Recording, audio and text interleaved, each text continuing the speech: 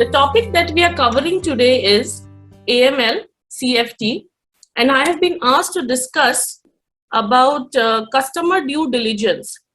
So what is customer due diligence? We would go through it. We would go through a little detail of enhanced customer due diligence, and then finally reporting on AML platforms. To understand this, first of all, we need to understand a little about money laundering. What actually is money laundering? By now, I think all of us would know what is money laundering. It is a financial crime. It involves taking criminal proceeds like dirty money, which is taken from illegal sources, and trying to make them appear that they are from legitimate source. Why? What is anti-money laundering then? Anti-money laundering are the activities of financial institutions that perform to achieve within the legal framework. They try to actively monitor and report the suspicious transactions. That is anti-money laundering. So why are we as auditors involved in this? Because we are DNFBPs. What is DNFBP and who are involved in this as DNFBPs? So if you see the law, there are certain DNFBPs which are classified and come under the AML perspective. One of them are brokers and real estate agents. There are dealers in precious metal. There are lawyers, independent accountants, legal professional, auditors, and there are also corporate service providers and trusts. So these categories come under DNFBPs, and we all come under the purview of AML. Now, what is our responsibility as DNFBP? It is not just understanding who comes under DNFBP. It is very important to understand what is our role as DNFBP. First of all, we need to identify and understand the risk involved in working with a particular client. Second would be undertake due diligence measure. Third would be appoint a compliance officer within your firm. He cannot be a partner, by the way. Then you put in place adequate information system and control and risks measures. Identify suspicious transaction, and if you feel you need to report this to the authorities, you have to report it, and then maintain adequate record. So as a DNFBP, this is what is expected from us. To give you a practical example, we had a client in DMCC who had formed a license. He did not register for AML, thinking that his activity doesn't come under AML. But when we spoke to DMCC, all these free zones has their own jurisdictions, and if you see the screen here, there are different codes. These are all the codes of the license activities. When you form under these codes, it comes under the AML perspective. Now, UAE is coming under a common guidelines of ISIC, which is called as International Standard Industrial Classification of All Economic Activities. So over the period of time, all the free zones, all the Emirates will be following a certain common economic activity which was not there initially. So moving forward, all the free zones will come under this, and it will be easier for us to understand exactly which code of the activity, when you form a license, come under the AML perspective. Moving ahead with customer due diligence. What is customer due diligence? When we buy a product, don't you think we ask so many questions?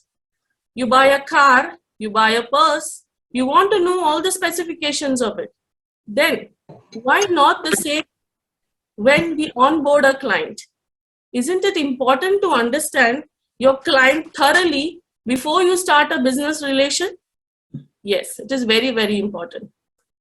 So when does this customer due diligence come in place, and what is this? Customer due diligence in the simplest language is understanding your customer but it doesn't restrict to only understanding the person whom you're onboarding as a client. You have to take a holistic and overall view. You have to understand not only him directly, his relatives, his partners, partners, whom they are dealing with, what companies they are forming around. So it is not restricted to only that person whom you're onboarding or a company that you're onboarding as a customer. This is basically customer due diligence. Then comes enhanced customer due diligence. There are two parts. If you are satisfied that a customer that you're onboarding has complied with all the guidances, doesn't do anything illegitimate, you trust all the data that he has provided, then that you don't rate him as a risk rated client, and you don't need to do enhanced customer due diligence. So there are two parts, customer due diligence and enhanced customer due diligence. Depending on the risk rating that you give the client, you have to rate them. This is a small chart which we prepared internally to give a picture of what exactly is customer due diligence and at what stage we need the enhanced customer due diligence. So if you see customer due diligence in the first part on the left side, customer due diligence, you collect the information, you verify the information that you have collected. If you feel that this client has a certain amount of risk, like if you see the client that you're onboarding is politically exposed, or if you see that the client is from a sanctioned country, then you need to collect further information. That is where you proceed to the next stage, which is called the enhanced customer due diligence. Enhanced customer due diligence, after that you keep him under monitoring radar continuously, update all the information, and you still feel that now it's time to report to the authority, then yes, your MLRO needs to report to the authority and you have to have proper record keeping of the same. What we do at GDT, anytime we are onboarding a client, we ask 5 questions, 5W related to AML. Who is this client in the first place? Is he a natural person? Is he a corporate? Or is he a DNFBP itself? Because if you see the definition of DNFBP, there are 4-5 classifications. But we as auditors need to understand all of them, because maybe you are doing audit of a DNFBP itself. So as a real estate, maybe they have to only understand what is the importance of DNFBP as real estate. But as auditors, we can't skip this. We need to understand all of them. Second point that we ask is, where does this customer come from? Is he from a sanctioned country? Does he have a physical presence in UAE? Third point that we ask is, what is the nature of the business and the ownership structure? This is very, very important to understand. Is there any structure which is there, and how many layers of structures are there present in this customer? Importance is given to more than 25% shareholding in a UBO. Why is the next question you ask. Why is the client trying to pay you in cash? Why is the client is he paying you directly, or is he paying you from a third customer? Is what is important. And then the last question which we ask is, which is the category of risk scoring that you classify this client into? So who, where, what, why, which is the questions that we constantly ask every time we onboard a client, or every time, even if you do repeat the client in the next year, we still ask this question, because every year we need to analyze if there is anything significantly changed in that relationship. There are 2 types of customer due diligence. One is standard customer due diligence, and there is enhanced customer due diligence. Once it is a standard customer due diligence, what will be the kind of requirements and the documents you will need to take from the client? If the client is a natural person, then what documents we generally take are his passport copy, his driving license, bank statements.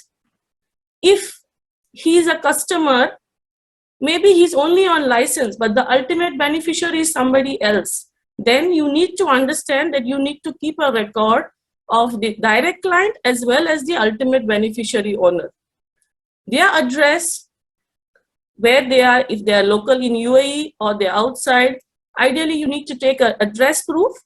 If it is referred by a third party, you need to understand that this third party should be a trusted source and not someone who gives you a lead and then is nowhere around. However, if it's a legal person, what kind of documents are required? If it's a legal person, we take their license copy, we understand their structures, we understand how many subsidiaries it has, how many employees it has, how many customers it has, whether these customers are physically existing or they are not, or they are only on record. It's very important to understand whether this entity is PP or not, politically exposed or not, and their clients or their customers are also politically exposed or not is also important to understand if you feel that the client is little risky. That is what is enhanced customer due diligence. In enhanced customer due diligence, what happens is we need to get information about his source of funds and wealth.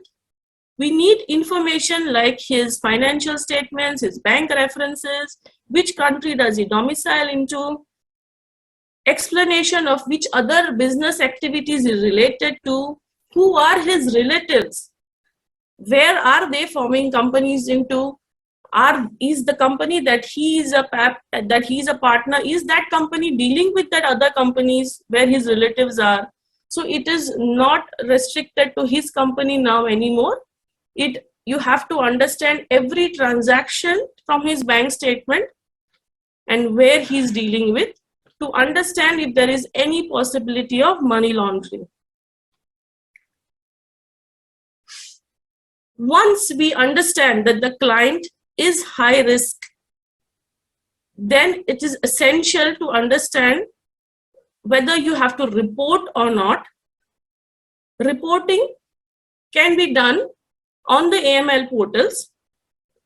Once you report, you have to wait for 3 days to understand if the ministry is actually reverting to you or not. If they don't revert to you, then it's fine. That means you can go ahead with the client. It is not that risky for them. But it would be interesting for me to share here what are the reasons that are there on the AML portal. There are about 295 reasons where you can create an STR. And if you see these reasons, you will be actually surprised. If you see and read each reason, what kind of information that the ministry is expecting that these indicators can trigger that there is AML. Simple thing like a business customer does not exhibit normal payroll expenditure. Even this can trigger to AML. A customer's financial statements makes representations that do not conform to accounting principles. So it's very important to understand which among these 295 reasons you will actually consider to report in the GoAML system. With this, I want to summarize that once you have a client, you please do your customer due diligence. If you feel that this client is risky after having searched his name on the name tool, you feel that you need extra information, you do an enhanced due diligence.